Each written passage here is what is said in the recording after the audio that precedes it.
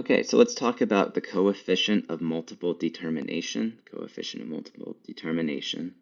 So this is really just the same thing as just the coefficient of determination in the last chapter. If you recall, we just called that r squared. R squared is equal to the sum of squares from the regression divided by the total sum of squares. In other words, it's the explained sum of squares divided by the total sum of squares. In other words, the proportion of the total variation in y, the proportion of total variation in y explained by all explanatory variables, or in other words, the regression model. So there's a certain amount of variation in our response variable y. The regression model accounts for some proportion of that. We call that r squared. So same thing as last chapter. But one thing we didn't have to worry about in what we do in multiple regression, so a drawback, is that r squared never decreases when we add a new variable x, even if the new x is junk, if it's no good. So the problem is that we could just add like a ton of variables into the model and it might keep giving us a better and better r squared. So we might think, okay, well, this model is better. And that's not necessarily true. There are issues when we start throwing in bad models into a regression model. So we don't want that. So while we can still use r squared, it's also important to look at another metric, which is what we're going to call adjusted r squared. So adjusted r squared. And if you look at this formula for r squared, or adjusted r squared, you can see it's 1 minus our r squared times n minus 1 over n minus k minus 1, 1 minus all of that. So it's kind of complicated. Don't worry about it. We're not going to calculate it by hand. The important thing to know is that n is our sample size, and k is the number of variables in the model. So notice that we're dividing by n minus k.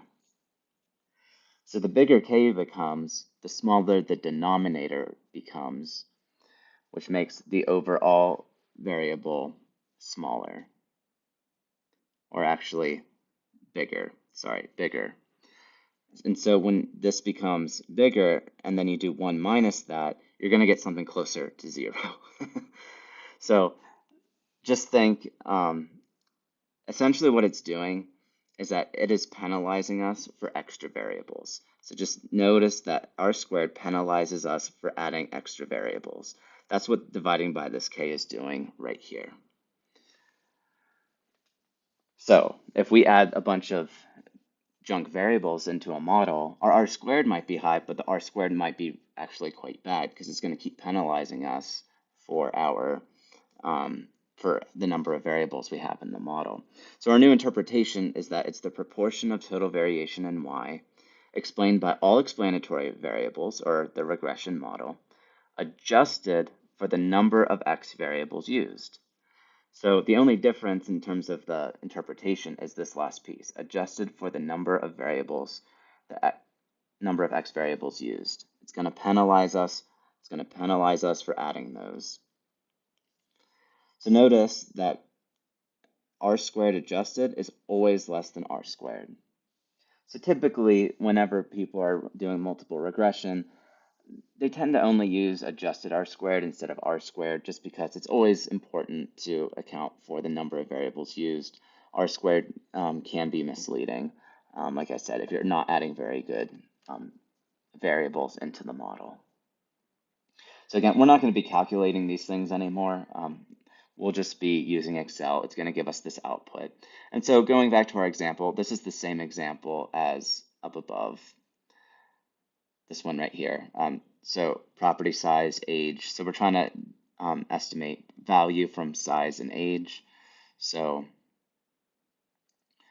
when we do that, we get an r squared of 0.699 and adjusted r squared of 0.676. And notice that adjusted r squared is less than r squared. So let's just say r squared is equal to 0.699. So we would say the proportion of variation in property value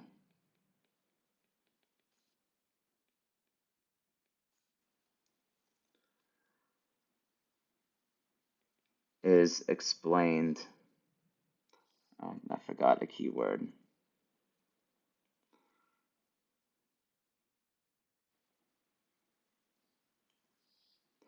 I should have started. So 69.9% of the proportion of variation in property size. So 69.9% of the proportion of variation in property value is explained by the regression. In other words, property size and age.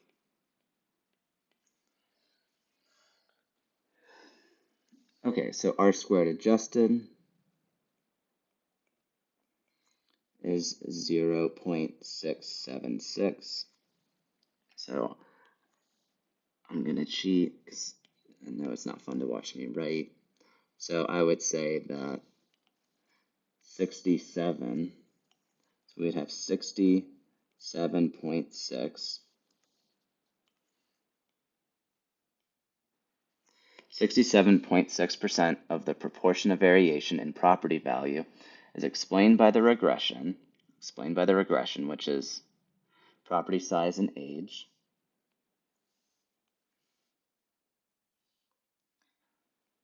Adjusted,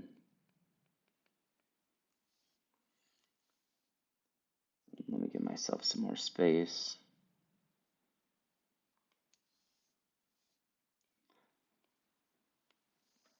Adjusted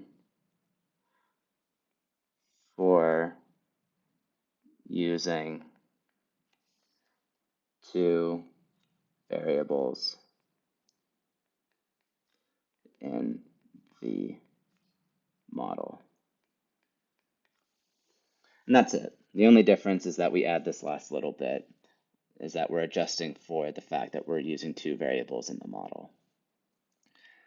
Okay, so that's R squared and adjusted R squared for multiple linear regression.